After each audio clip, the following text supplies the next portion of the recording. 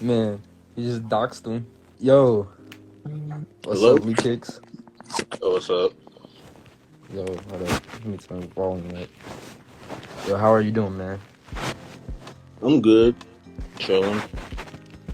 Alright. Thank you for joining. Like, definitely. So, this is Slo TV, and you are Bruce Leekix. And so, I know you're about to drop a new project. It's supposed to drop February. Yeah. February 4th. Be that as a May LP, February 4th, you know. It's gonna be a 25 track beat tape, you know, from like different type of genres and styles, you know. Yeah. So, what's it gonna sound like? Like, so think of like everything from when I first started, like the old boom bap, and then think of everything now, if that makes any sense. Yeah, so like your younger work, and then now you're kind of pushing a different sound. Yeah, pretty much. Like my old stuff like was mainly from what everybody heard was boom bap, but I always been making different types of beats, you know. But this type around is gonna be like more like, you know, diverse, you know, this time around. Yeah.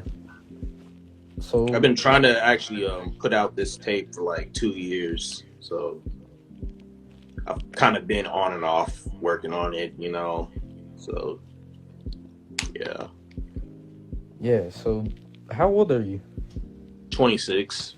I just turned 26. 26. When you get into producing? Um, when I was like 14. Man. I got serious into it when I was 15. So Yeah. around that age. So you created your YouTube channel about like 2011 or so, like 10 years ago, and you started dropping beats for a bunch of beats and stuff. Yeah, So yeah. who was the first person you ever like sold a beat to?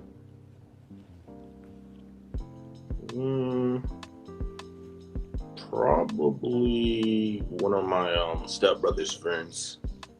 I think it was one of my stepbrother's friends from back in Aurora, Colorado. Yeah, his name was Trevor. I don't know his like rap name or anything. I don't think he raps anymore, but that was like one of my first beats I sold to him. I think I don't remember which one it was, but that was like during that time, like 2011. That was the first time I sold my first beat. Yeah. So what's the name of your project? Be that as it may, LP. All right, and you dropped a single already called "Push Me" about a few days ago. Yeah, Friday, right? Or was yeah, it? It was about Thursday. Friday or Thursday or Friday. Yeah. So your project's supposed to drop in February. So is this your first project you ever dropped? Nah. My first one was instrumentals. It was back in like 2014. It was basically a bunch of pro era instrumentals and some unreleased instrumentals. Yeah. So how did you get your name, Bruce Leekix? Yeah. Well, I used to go by the name Jay Lee because my real name is Jacob Lee Myers, and you know, it just Jay Lee was something that I was called like by my friends and stuff before I started producing, so I just went by that. And then you know, eventually when I was by Jay Lee, Joey Badass hit me up. Like he was he hadn't dropped 1999 yet. He had dropped Survival Tactics and the song Waves, but they only had like about 500 views on this YouTube channel back in 2011. So I met him. He liked some of my beats on my YouTube channel. He had messaged me on Facebook first, but anyways, how I got my name. He had asked me to join Pro Era like 2 weeks later after well, actually no, it was a week later after he had messaged me about those beats. But after a while, there was like a group chat basically, and Steve's was on there, everybody was on there, like, and Steve's was roasting me every week. He would roast me a lot, so he would call me he found this picture, a really bad picture of me I posted on my Facebook, and I was like 15 at the time. So he found this picture, he was like, this Bruce Lee looking motherfucker, real looking ass nigga, something like that. So yeah. And then Joey was like, don't he look like a Bruce?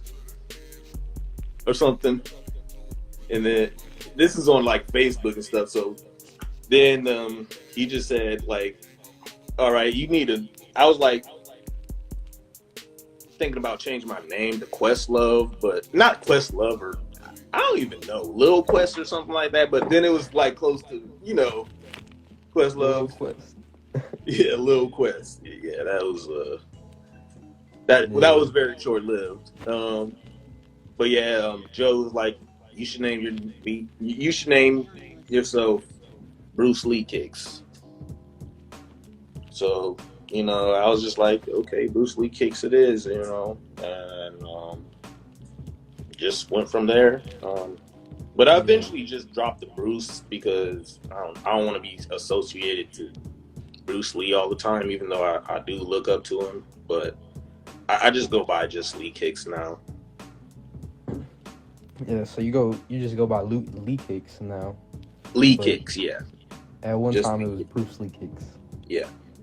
So you basically met Pro Era in a group chat, but Joey had hit you up before. Yeah, he had hit me. He had messaged me on Facebook because I was friends with Dime a Dozen and LB3 from the Phony People. Like they just added me on Facebook one time. No, I added them, you know, but they added me back. So I just like promoted my music on there, trying to get seen, type shit. Yeah. So that was in 2012. 2011. 2011. Yeah. So, what was it like dropping a bunch of classics? Because you really dropped some of the best like beats, and were like associated with some of the best like boom bap songs of the 2010s. Like, what does that make you feel like that you made those like at such a young age? It didn't really hit me till now. Back then, I was just like, I was kind of just happy, but I didn't really care because I wasn't like getting money from it, and I was still in Colorado and Texas. I'm in Texas right now, but you know, I wasn't really there to see, you know, much of the success. Yeah. Was it really hard for you being from, you were in Colorado and they were in New York?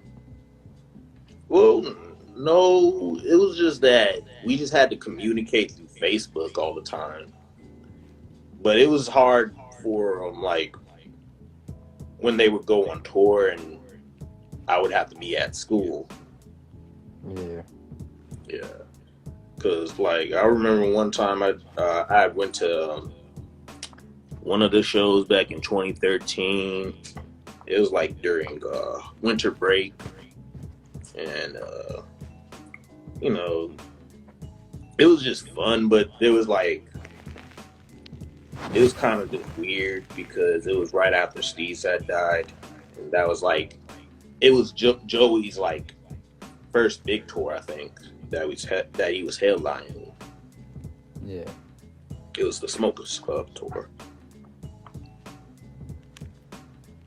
So you didn't? Did you ever get to really tour with Pro Era, or did you just go to some of the shows? I just went to some of the shows. Yeah. It was just very like brief. Like, I would meet them day before, and then I would come in later, the next day, basically. Yeah. So do you still make beats for a lot of them? I sent like a beat pack to CJ and Ayla the other day. Me and Ayla are still cool. Like, I talk to CJ a lot, and I haven't really seen anything from Joey. Yeah. Are you still consider yourself Pro Era, or? This is how I see it. I never really had any paperwork signed with them. I wasn't even signed to the Pro Era label or whatever it is at this point. Because everybody kind of went in a way like they have their own labels, their own managers now. So it's kind of like it's more of a collective as it is a group, you know. That's how I see it. It's more of a collective. So yeah, kind of. Yeah. Like, You're that's in the what group, but people you're don't not really. signed to anybody, basically. Hmm? I said you're in the group, but you're just not signed, basically. Yeah, I'm not. I wasn't signed or anything. So when I left in 2013, it was just like kind of like, you know, it didn't really matter at that point. Yeah. But you're still connected to a lot of them, so. Yeah. So you getting into beat making? Did you ever try and start rapping? Oh yeah. Oh yeah. Yeah. There was this like one time I had made this song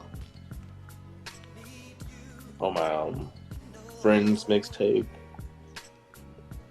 I had this little verse that we kind of wrote together. You know, he wrote most of it. I just wrote the few lines, and the first few lines, and then yeah, but that was about it. I thought about it, but I don't know what to rap about at this point.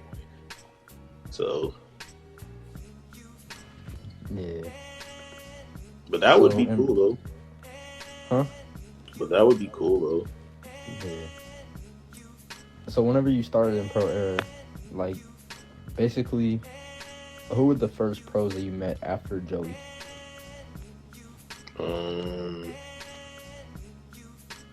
CJ,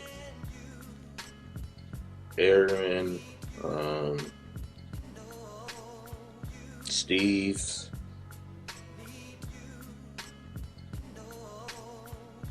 I'm trying to think of who. Kirk, yeah, Kirk.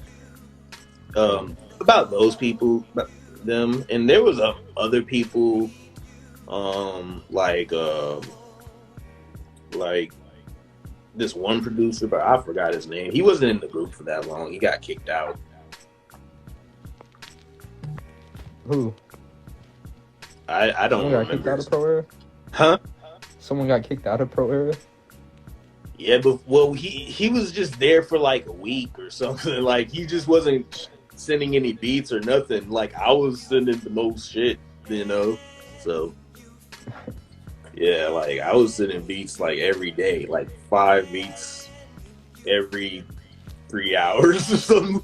Yeah, I don't know if you can ask them whenever you interview them about how often I would send beats. Yeah. You ever talk to Han Solo? Because he's like you. He's from Oh yeah, I Denmark. talked to Han Solo. It's been years since I spoken to him, but yeah, he's pretty cool. Yeah. So He just he's kind of in a similar situation, but his situation is weirder because none of his music that he made with Pro Air is on streaming services. Like they took off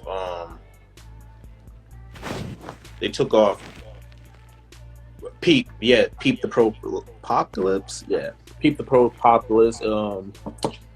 He had did the song with Joey, and where it was, I forgot the name of it. You probably know the name, but they had made a big music video to it. You know, he was over. It was called Overseas. Yeah. Yeah, Overseas. That's what it was called. But yeah, they had taken that off of streaming platforms because they didn't pay anybody or let anybody know that they were putting it on there beforehand. So they had taken it off because they didn't want to like deal with the lawsuits. I guess I don't know. Because there was this one producer, Brandon Deshay.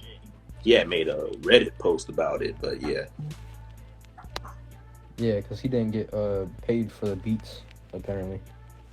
And yeah, I had to do the same thing. And, you know, but I just told him straight up, like, I just hit him directly. Well, they paid you for the beats, right? Yeah.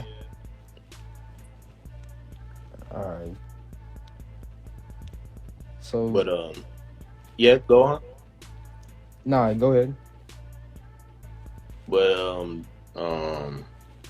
I got paid for the beats, but I'm not getting like streaming royalties right now. We're trying to work on it right at this moment. So yeah. So being a big producer, who were some of the like people you looked up to? Like some of the top producers you ever looked up to? Outside of hip hop or just hip hop? Anywhere. Okay. I'd say Prince, most definitely. Stevie Wonder, Quincy Jones, Jay Dilla, Madlib, Ye.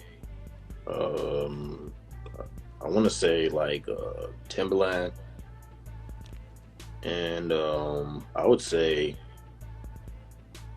probably Lex Luger. Yeah, Lex Luger, you know? Because I just feel like he don't get enough credit. Yeah. I know that's like a large list of producers for you. Like, yeah. That's a pretty good list, though. I mean, these are all big names. But, yeah, So, I mean, you produce some of the bigger tracks off of American Corruption. You produced, what was it, like 2 or 3 tracks from Peep the Apocalypse? Mm-hmm. Did you produce on the sex tape? I produced like 2 on the sex tape. That one Diamond interlude was created the day of the release. We just made it on last minute, and I do not like that beat at all. Yeah. But what track was made on the release? The one, it was like an interlude track. Like I literally just took a sample and just filtered it and slowed it down. Like I didn't do shit to. Yeah, like I didn't do anything else. Yeah. I mean, you made Bun and Cheese, right? That was your track? Yeah, that was something that CJ was like, I'll rap over a beat if you name it Bun and Cheese, so I just named the beat Bun and Cheese. Yeah. Yeah. I didn't expect everybody to rap all on it though.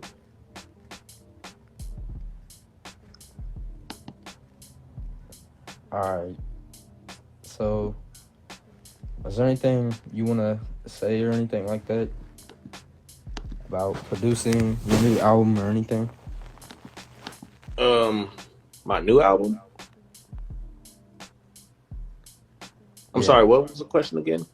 Is there anything like you want to say about your new like project, your beat project and all that? Oh yeah, man. My new beat project is Be That As a May. It was created from like 2017 from 2021 last year basically. Um, it's a lot of beats, like 25 beats. From all from different devices. I made a couple beats from the MPC and then Ableton. So, but yeah, it's dropping February 4th. It took me a while to create this project, and I really want everybody to just listen to it and, just share it, just listen to it while you're like, riding down the street or getting high or even talking to a girl or just going through it. You know what I'm saying? I don't know what to say. It's a lot of sounds that are gonna go through it. You know what I mean? All right, man. Well, thank you for joining Slo TV. All right, thank you. And wrap it up. Thank you. All righty. All right, man. Peace. Peace.